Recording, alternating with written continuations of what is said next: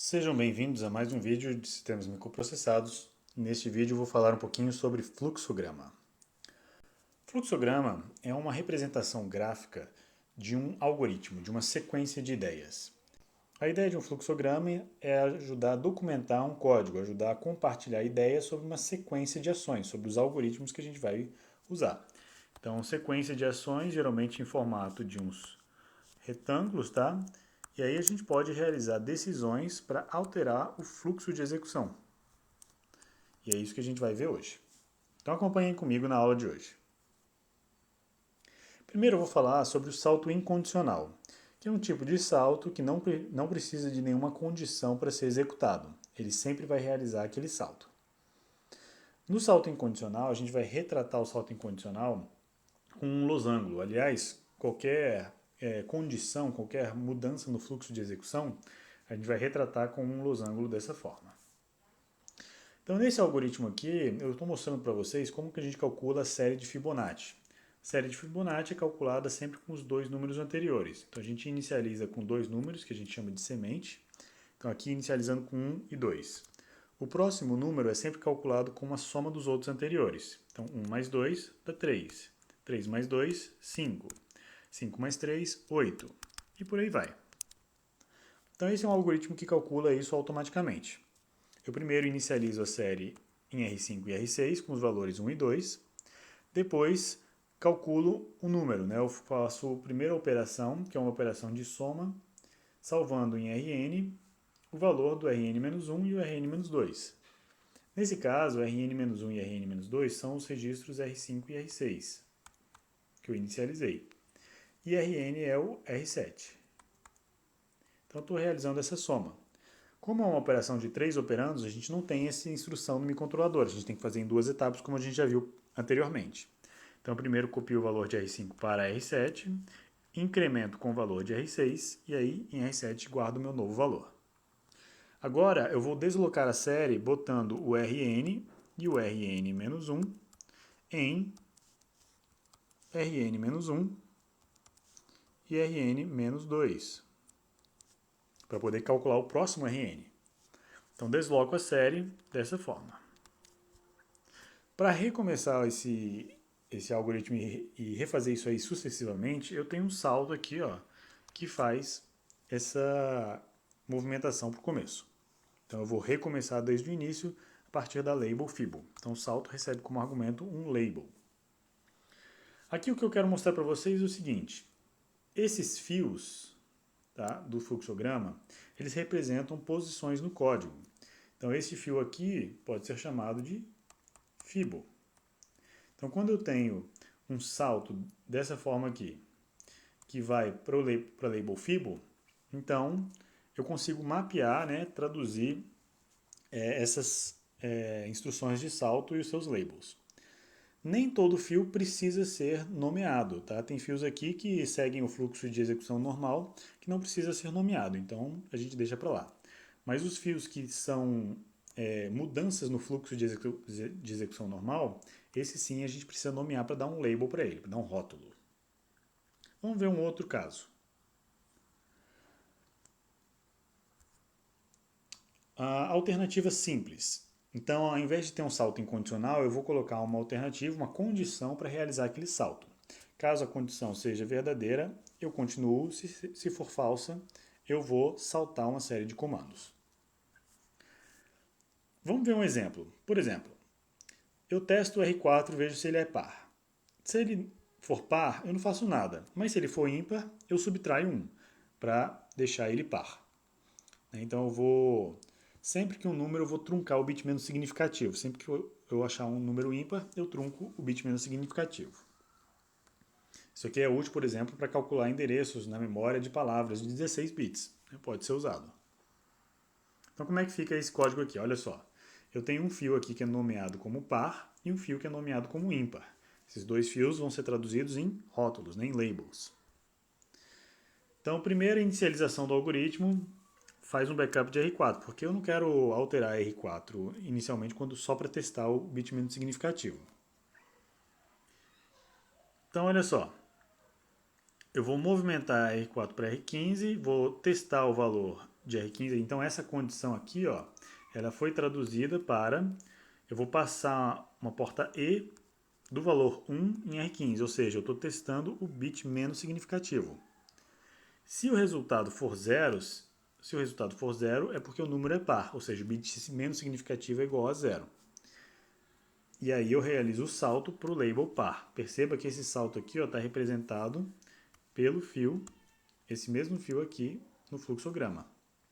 Então, este ponto, né, esse ponto aqui tem que se chamar o rótulo par. Já esse outro rótulo aqui que eu dei e é opcional, ajuda a compreensão do texto, né? Ajuda a compreensão do código. Se o número for ímpar, então eu vou subtrair 1 de R4. E continuo. Agora, vamos ver a alternativa composta. Então é uma evolução natural do anterior, onde eu tenho uma condição, se ela for verdadeira, eu executo um comando, se ela for falsa, eu executo outro comando. Em Assembly, a gente não tem a opção de ramificar o nosso código em duas opções distintas. Eu não tenho como criar escopo diferente como eu tenho em C ou em outras linguagens, né? Em Python, por exemplo, você usa tabulação.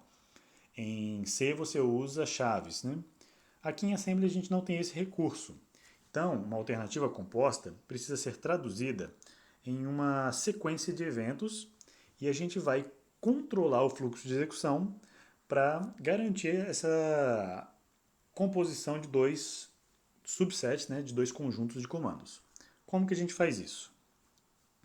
Bom, a gente faz isso com saltos. Primeiro, dois saltos condicionais para ir para o verdadeiro e para o falso, e um salto incondicional para ir para o final, para impedir que, ao terminar a sequência dos comandos desse primeiro bloco, eu acabe caindo no segundo. Então, isso eu não quero que aconteça. Então, eu boto um salto incondicional para pular. Vamos ver o mesmo exemplo anterior com uma instrução a mais. Se R4 for par, eu vou dividir o valor por 2. Se o R4 for ímpar, eu vou subtrair o elemento de 1. Perceba que aqui eu não quero executar a parte se ele for par. Então eu vou seguir adiante na label continue. O código fica assim. Primeiro inicializo, testo a condição. Se for par, eu vou pular. Se for ímpar, eu continuo adiante na label ímpar, realizo a subtração e vou fazer um salto incondicional. Então esse salto incondicional é justamente para pular o bloco seguinte. O bloco seguinte está logo adiante, né? Então ele não tem um salto incondicional porque próximo passo, a próxima instrução, o próximo label já é o final dessa alternativa. Então aqui a gente não precisa de um salto incondicional. Ah, professor, eu preciso desenhar um fluxograma seguindo essa sequência igual em Assembly? Não. Gente, o fluxograma, a ideia é você simplificar a ideia por trás de um algoritmo. Então eu não quero que vocês desenhem assim. Eu quero que vocês desenhem usando as alternativas um do lado da outra. Porque assim fica bem mais claro. Eu só usei essa representação aqui para mostrar o mapeamento que existe entre o salto incondicional e os saltos condicionais. Tá? Então desenhem dessa forma e não da forma sequencial. Então assim fica mais claro de transmitir uma ideia. Por fim, vamos aos loops, né? Aos loops condicionais com variável de controle. É o famoso for, né? Então se eu tenho uma variável, eu quero variar de 0 até 5, sempre incrementando essa variável, eu vou realizar um loop. Então está aqui o loop, que vai sempre executar enquanto essa condição aqui for verdadeira. Quando ela for falsa, eu saio adiante. Em Assembly, a gente não tem uma construção que representa exatamente essas três etapas, né? A gente vai desmembrar isso em três fases distintas. A primeira fase, antes de entrar no loop, eu inicializo. O incremento que viria aqui logo depois, né? A gente vai colocar no final e os comandos dentro do loop continuam logo após a condição. Então, se o valor for falso, eu tenho um salto incondicional para baixo. Vamos ver um exemplo. Aqui eu quero mostrar um exemplo que eu tenho um vetor de elementos na memória. Esse vetor de elementos tem um endereço e esse endereço é o nome vetor. Ele aponta primeiro para o tamanho do vetor. Por exemplo, tem 4 elementos, o primeiro elemento então é o número 4. E em seguida vem os elementos dentro do vetor. Então, esse algoritmo eu preciso primeiro inicializar ele. Acompanhe comigo aqui no fluxograma. Eu vou zerar o incremento, né, o valor do somatório, que eu quero, nesse algoritmo eu quero somar todos os elementos dentro do vetor. E cada elemento é um byte. Então é um vetor de bytes. Então eu vou zerar o somatório, eu inicializo o R6 com o endereço do vetor, então a gente vai chamar R6 vai ser o nosso ponteiro. E R7 vou salvar com o tamanho do vetor, então R7 é o contador do loop. Enquanto R7 for positivo, eu faço o loop. Então eu vou incrementar o valor de R5 toda vez que eu achar um novo elemento. Então eu estou colocando o que tem dentro de R6 para dentro de R5 e acumulando com R5. Depois eu decremento o tamanho do vetor, e aí enquanto houverem elementos dentro do vetor, eu vou somando eles dentro de R5. O código fica assim. Essa inicialização ela foi traduzida nessas 3 instruções aqui, ou melhor, nas 4 instruções. Eu inicializo o R5 com 0, inicializo o vetor, o R6 com o endereço do vetor. Perceba que são 2 instruções .w, então eu estou trabalhando com words. O primeiro poderia ser uma instrução .b, tá, se eu quisesse, mas como é uma soma cumulativa, eu preferi fazer uma operação .w. Mas aqui seria indiferente. Mais à frente a gente vai ver que a soma é de bytes. Então pego o primeiro elemento do vetor, coloco em R7 e incremento R6 para passar. Então o ponteiro aqui vai apontar para o próximo elemento. Quando eu faço esse incremento de R6, R6 aponta agora para o primeiro elemento. E R7 contém o número 4. E aí vem a condição. Essa condição aqui ela foi traduzida num compare. Estou comparando, perceba que eu usei a variante .byte do compare, já que R7 é um byte. Então eu estou comparando se R7 é igual a 0. Se for 0, então jump if 0, terminou. Se chegou a 0, eu vou para o end. Então essa label end aqui, ela está me apontando lá embaixo, que está aqui. Se não for 0, eu entro no loop. E aí o loop eu vou somar o conteúdo de R6 dentro de R5 e acumular em R5. Essa instrução já faz isso para a gente. Depois incremento R6 para passar para o próximo. Então R6 agora vai apontar para o próximo elemento, que é o elemento 2. Faço isso até R7 igual a 0. Ainda tem que decrementar R7 e um salto incondicional, que é esse redirecionamento do código aqui para cá. Então esse salto incondicional volta lá para o loop. Faço isso até terminar com todos os elementos e R7, R5 vai voltar, vai retornar a soma completa desse vetor. Dá para melhorar esse código? Vamos tentar melhorar esse código usando os modos de endereçamento que a gente já aprendeu. Ora, esse incremento aqui pode ser embutido dentro do @r6+. Da mesma forma, este outro incremento também pode ser embutido aqui dentro. Eu vou também mudar a instrução compare. Percebam a mudança agora. Olha como o código fica mais simples.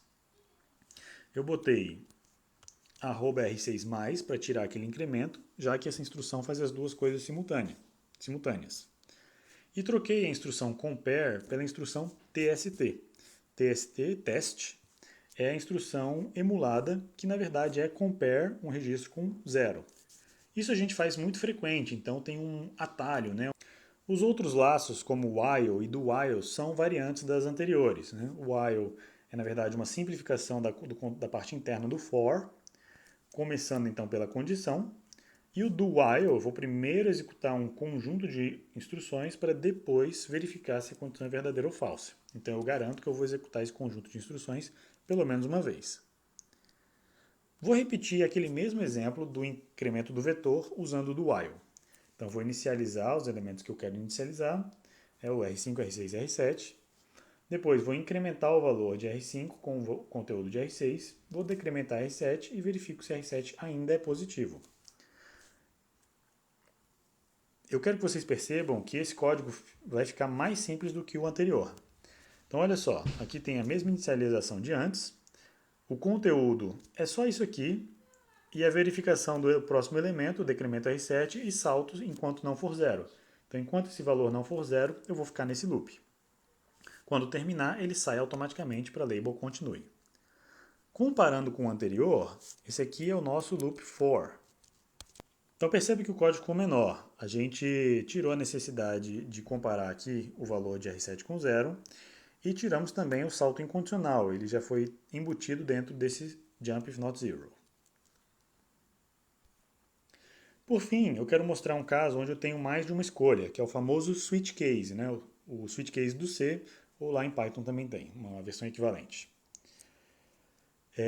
Nesse caso aqui, eu tenho uma determinada condição, e aí essa condição, ou melhor, uma variável, ela pode assumir vários valores, e dependendo do valor dessa variável, eu vou executar um comando ou outro. Eu posso ter a condição do else também, né? Se não cair nenhum caso, eu saio fora. Vamos ver como é que fica o código. Esse código é bastante interessante. Ele tem aqui blocos de execução de condições e ele tem aqui um switch. Olha só que interessante. A variável ela está mapeada em memória, tá? Só para exemplo, mas podia ser um registrador. Variável A tem o valor 2, né, aqui nesse caso, nesse exemplo, mas pode ser qualquer valor. E aí eu estou somando aqui em cima o valor da variável ao valor do PC. Uma condição para isso acontecer é que a variável A, você tem que adaptar essa variável para ela sempre ser par. Porque o PC anda de word em word, então ele anda de 2 em 2. Quando eu somo essa variável ao apontador do programa, o PC é o ponteiro que aponta para essa instrução.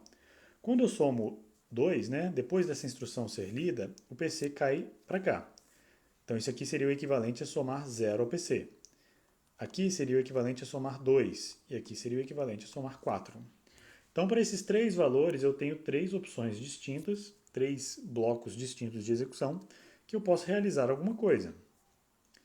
Para os blocos, para todos os blocos, com exceção do último, eu vou ter que colocar um salto incondicional para eu poder ir para o final. Então é dessa forma que a gente implementa um switch case em Assembly.